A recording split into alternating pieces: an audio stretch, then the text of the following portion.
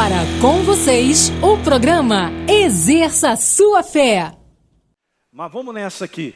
Eu quero te falar que isso aí, toda Páscoa, né? A gente sabe, a gente fala um pouco sobre a obra de Jesus, mas sempre tem detalhes reveladores, né, nessa obra maravilhosa, né?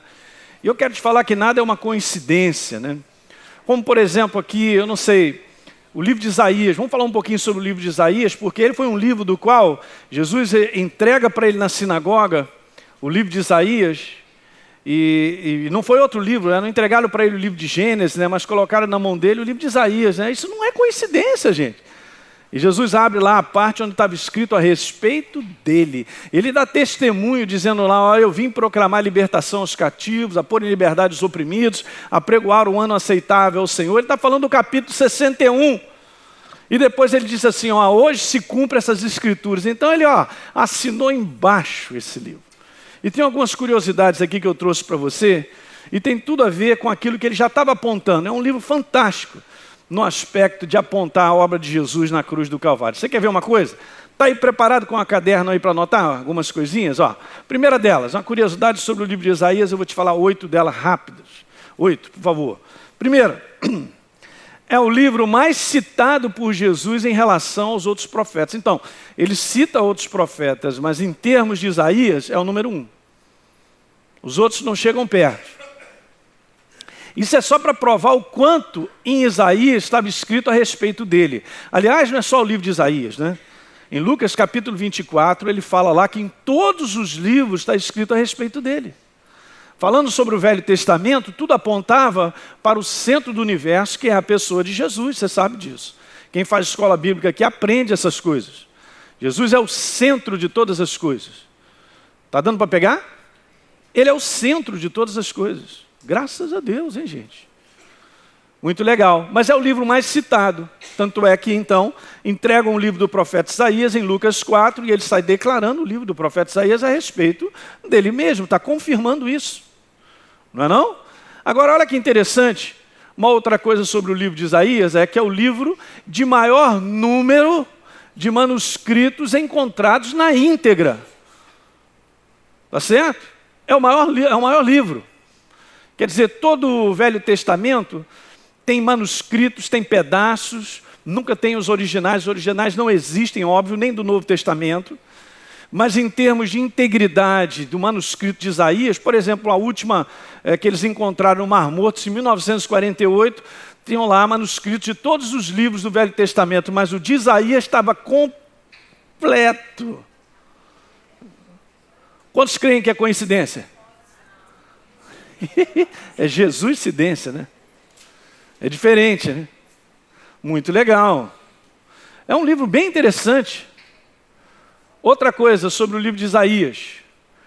Comparando com o total de livros da Bíblia, que são 66 livros, Isaías tem 66 capítulos. Oh! Muito legal. Agora eu vou te mostrar mais um detalhe. Assim como a Bíblia é dividida em duas partes, o livro de Isaías também é dividido em duas partes. Muito interessante, né? A primeira parte do livro de Isaías, eu vou colocar a próxima tela para você ver, vai do capítulo 1 ao capítulo 39. E a segunda parte, do 40 ao 66. E se você for dar uma verificada nessa divisão do livro de Isaías, quem está prestando atenção? Você vai ver que nós encontramos 39 capítulos na primeira parte, são 39 livros no Velho Testamento. E encontramos 27 capítulos na segunda parte, são 27 livros do Novo Testamento.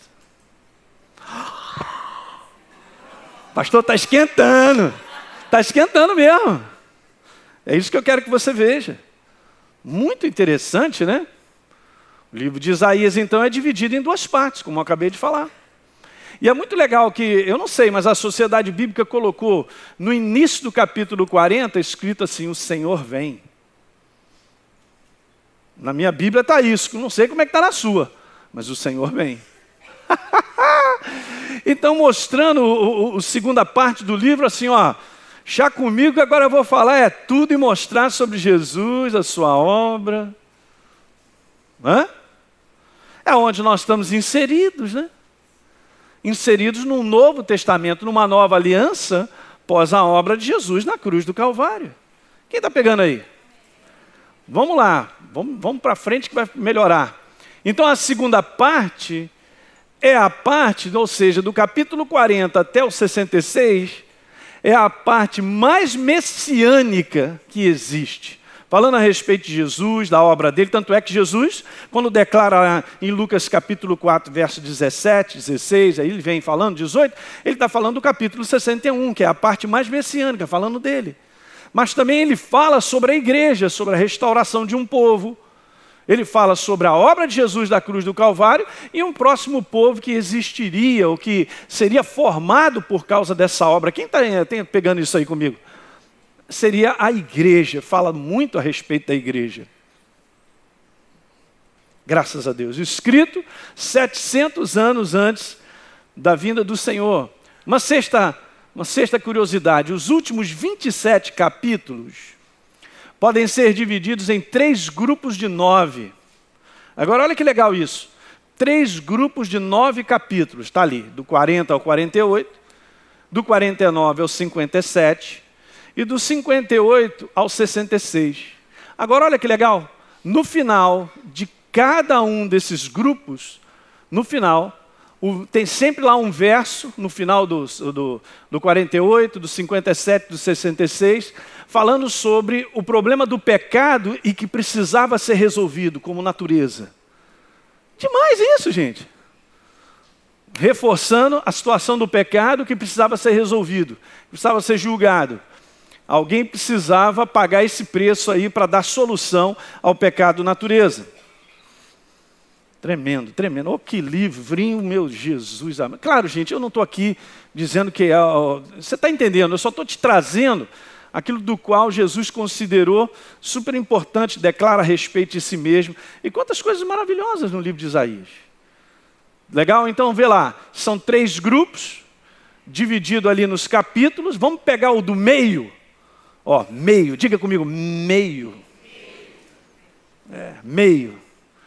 É muito interessante essa palavra, porque se você for olhar várias passagens na Bíblia, diz lá que Jesus entrou no meio dos discípulos. Ele estava sempre entrando e estava no meio dos discípulos. Várias passagens falando sobre a presença de Deus no meio do seu povo. Olha só, olha só. 2 ladrões na cruz, Jesus no meio. Um pastor aqui dessa igreja pregou uma mensagem de 3 ladrões na cruz. Equivocadamente, foi corrigido pelos pastores de... Os 3 ladrões na cruz. Não, só 2. Cara. E ele estava onde? Do lado. Não, no meio. Diga, no meio. No meio? No meio. É onde Deus gosta de estar. No meio do seu povo. Gente, isso é demais. Eu vou te falar, com essa eu posso até ir embora para casa. É demais, eles se amarram, tá? No meio. Se 2 ou 3 estiverem reunidos,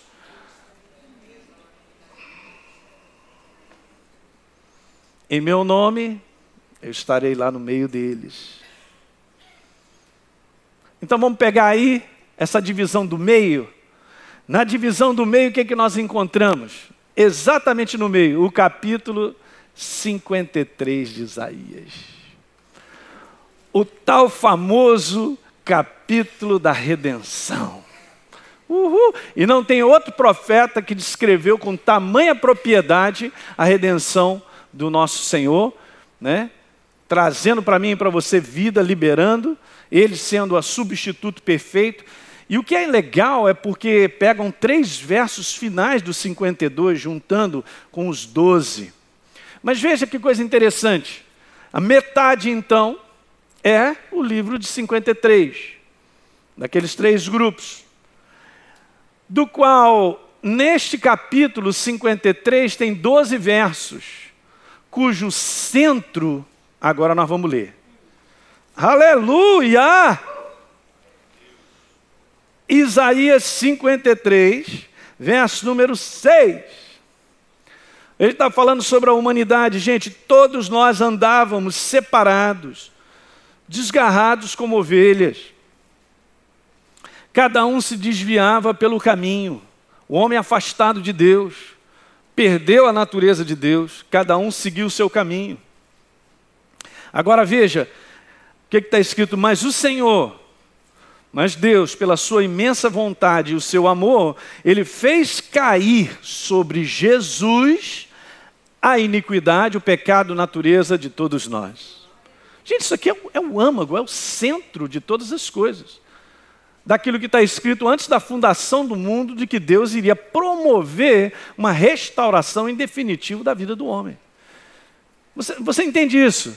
Que desde que o homem é homem, Deus escreveu isso na sua palavra e deixou isso registrado, que essa questão tinha que ser resolvida. E nós vivemos pós isso, gente, com essa situação já resolvida. É por isso que eu e você estamos aqui nessa manhã, nós somos de fato filhos do Deus Altíssimo. Por natureza, porque foi resolvido. Aqui é o âmago. Os outros versos são fantásticos, mas esse verso prova o amor de Deus. De que o homem estava separado, e o amor dele, através da vida de Jesus, nos aproximou de novo. PT, saudação, diga aleluia. Fantástico, né? Muito legal. Ok, então vá comigo agora a Colossenses, capítulo 1. Lê o quê? Ah, é? A Deise está me lembrando aqui, porque é tantas informações. Muito legal. Vá comigo antes a Lucas 24. Deise, eu tinha me lembrado. Obrigado, você agora foi usado, hein? Lucas 24. Lucas 24. E, gente, esse é um detalhe importante, mas é simples, mas grava isso no teu coração para você que não sabe. A gente fala isso na escola bíblica, mas Lucas 24, no verso número 1 diz assim: mas no primeiro dia da semana, alta madrugada, foram elas as mulheres ao túmulo, levando os aromas que haviam preparado, e encontraram a pedra removida do sepulcro. Mas ao entrarem, não acharam o corpo do Senhor Jesus. Aconteceu que, perplexas a esse respeito, apareceram-lhes 2 varões com vestes resplandecentes. Está falando dos anjos, né? 2 cabras apareceram, estando elas possuídas de temor, baixando os olhos para o chão, eles lhes falaram: por que vocês buscam entre os mortos ao que vive? Uhul! Boa pergunta, hein? Agora, escuta uma coisa que eu quero te falar. Exatamente aqui, eu vou colocar aqui na minha Bíblia, porque me deu essa inspiração. Aqui começa a nova aliança. A nova aliança, como o Novo Testamento, em si não começa com os livros, Mateus, Marcos. Essa é a colocação do Novo Testamento. Colocam os evangelhos, o livro de Atos, as cartas. Mas o Novo Testamento como aliança não acontece nos evangelhos, porque Jesus ele viveu 3 anos e meio sobre a face da terra, anunciando esse momento, que ele iria ressuscitar. Mas no momento em que ele ressuscita, aí está a chave da nossa liberdade. Aí está valendo a nossa aliança. De que adiantaria Jesus ter andado 3 anos e meio sobre a face da terra, falando coisas tremendas, né? Abençoando as pessoas das mais variadas formas, libertando as pessoas das enfermidades, se ele não tivesse ido para a cruz como sacrifício e ele ressuscitasse dentre os mortos? De nada adiantaria. Então escreve aí do lado: aqui começa a nova aliança, da qual ele providenciou. Verso 6, ele não está aqui, mas ele o quê? Ressuscitou, igreja. Do qual então eu quero acompanhar contigo Efésios capítulo 2. Vá lá comigo, Efésios 2. Hoje nós vamos ler uma opção de passagem. Efésios 2, verso 5. Estando nós mortos nos nossos delitos e pecado, ele nos deu o quê? Vida. Estando nós o quê? Veja, estando nós mortos, então ele nos deu vida, pela graça sois. Verso 6, grifa: e juntamente com ele, o quê?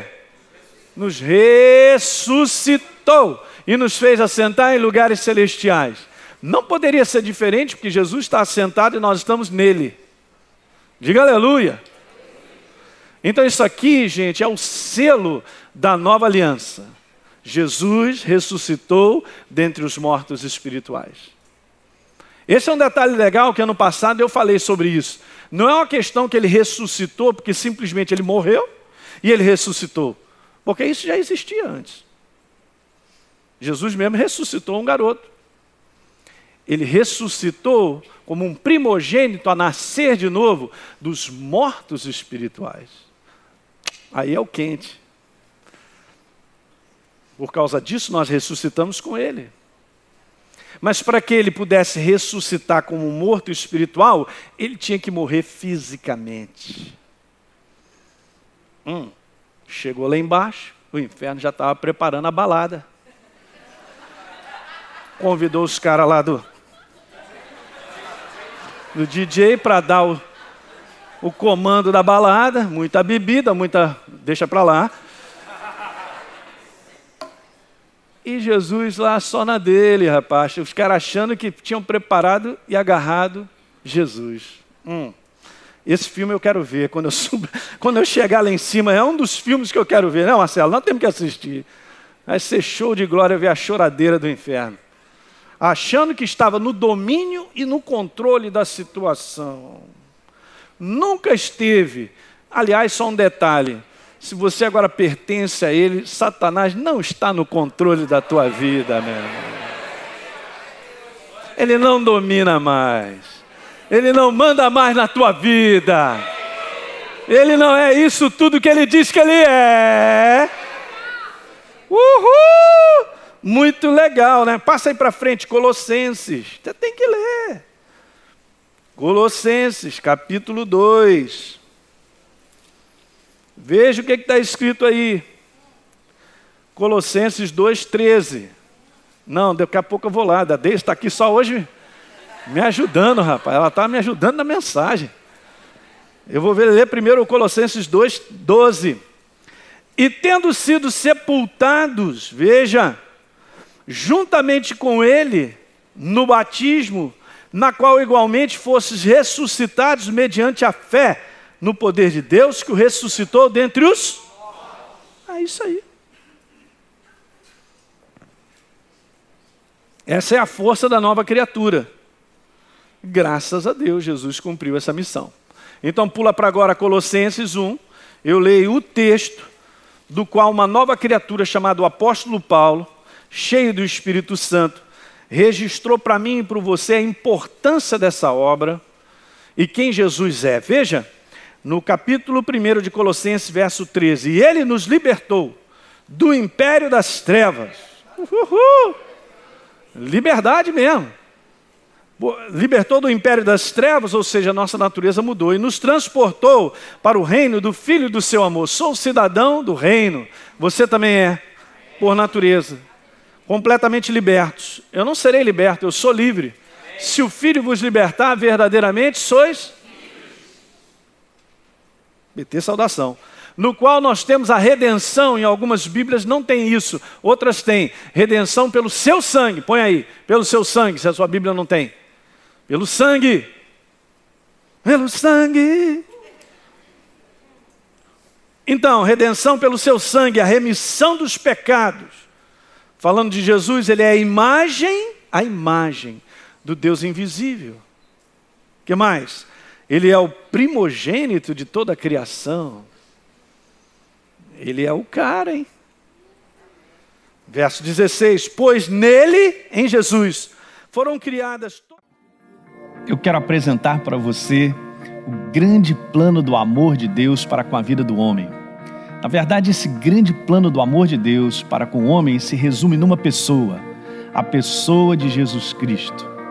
Ele é o Filho do Deus Altíssimo, que veio a esse mundo para que eu e você pudéssemos ser transformados pela vida que foi liberada na cruz do Calvário. Na verdade, Jesus morreu e ressuscitou dentre os mortos para que eu e você pudéssemos receber de graça, porque nós cremos, a vida dele concedida a mim e a você. Esse plano é simples, isso é o amor de Deus. A Bíblia declara no Evangelho de João, capítulo 3, no verso 16, que Deus amou o mundo de tal maneira que deu seu Filho unigênito para todo que nele crê não pereça, mas tenha a vida eterna. Portanto, a obra de Jesus na cruz do Calvário e a sua ressurreição nada mais é do que o amor de Deus sendo liberado em maneira definitiva para a vida do homem. Você recebe esse amor, eu também recebo por fé. Então nós nos transformamos, como diz a palavra, num verdadeiro filho de Deus, uma nova criatura. Eu gostaria de orar com você. Se você quer entregar a tua vida a Jesus, se você crê nessa obra da cruz do Calvário e que Ele liberou vida em abundância para te transformar em definitivo e para que nós pudéssemos ter um relacionamento, eterno com o nosso Deus, eu quero orar com você nesse momento. Basta apenas você fechar os seus olhos, ou você acompanhar comigo essa oração, ou repetir comigo essas palavras. Eu tenho certeza que se você crer nessas palavras, você irá se tornar um verdadeiro filho de Deus e a vida de Deus vai começar a reinar no teu coração a partir desse momento. Então ore comigo e repita: Senhor, eu creio que Jesus Cristo é o meu Senhor e Salvador. Na cruz do Calvário, Ele liberou a sua vida para que eu a recebesse. E eu agora recebo essa vida de graça, eu recebo pela fé, crendo na obra de Jesus na cruz do Calvário. Eu declaro que eu me torno agora um verdadeiro filho de Deus, com a vida dele no meu coração, em nome de Jesus. Veja como é simples. Nosso Deus é um Deus simples, e a proposta dele é extremamente simples. É a proposta de que o homem creia na sua palavra. Você acabou de orar comigo e você recebeu a vida de Jesus, e eu expliquei em maneira resumida a obra de Jesus da cruz do Calvário. Mas eu tenho mais uma coisa para te dizer. Uma vez que você recebe a Jesus como Senhor e Salvador, saiba que você agora se torna uma nova criatura. Em 2 Coríntios, capítulo 5, no verso 17, há uma declaração maravilhosa dizendo que se nós estamos em Cristo Jesus, a Bíblia declara que nós nos tornamos novas criaturas. As coisas antigas já passaram e eis que se fizeram novas todas as coisas. Há uma nova criatura agora em você. Você foi transformado pela operação do Espírito Santo e pela vida de Deus. Portanto, eu também quero te dizer que ser uma nova criatura implica em nós andarmos como novas criaturas todos os dias, com base na palavra de Deus, com base nas verdades da palavra de Deus que mudam a nossa vida para sempre. Então, todos os dias, como nova criatura, nós vamos caminhando com a verdade. A própria palavra de Deus declara no livro de Romanos que o justo, justificado, aquele que recebeu a Jesus como Senhor e Salvador, ele viverá por fé. Ele viverá, em outras palavras, acreditando e vivendo as verdades de Deus todos os dias. É simples. Dessa maneira, você se tornará uma pessoa vitoriosa em tudo que você enfrentar. Porque com base na palavra, como está escrito na primeira carta do Evangelho de João, está escrito lá sobre aquele que é nascido de novo, vence. E esta é a vitória que vence esse mundo, a nossa fé. Ou seja, a nossa maneira de viver todos os dias crendo na palavra. Então eu quero te dizer também, para terminar essa pequena explicação a respeito do plano, do amor de Deus para com a nossa vida, eu quero te dizer que a partir de agora, você deve procurar uma igreja, deve procurar um lugar onde você possa se congregar, onde você possa ouvir de maneira contínua a palavra de Deus, onde você possa crescer, ser edificado na verdade do Evangelho do nosso Senhor Jesus Cristo. É isso aí. A palavra de Deus tem sido anunciada e milhares de vidas têm sido alcançadas com a verdade libertadora do Evangelho de Cristo através deste programa. Agradecemos a você que, junto conosco, torna possível o ID de Jesus, seja através da oração ou generosidade, ajudando milhares de pessoas a ouvir e exercerem sua fé na palavra de Deus. Se você deseja ser um parceiro, exerça sua fé. Ligue 0 Operadora 21 3251 3242 ou através do site www.exerçasuafé.com.br. Faça parte da revolução do Evangelho Libertador.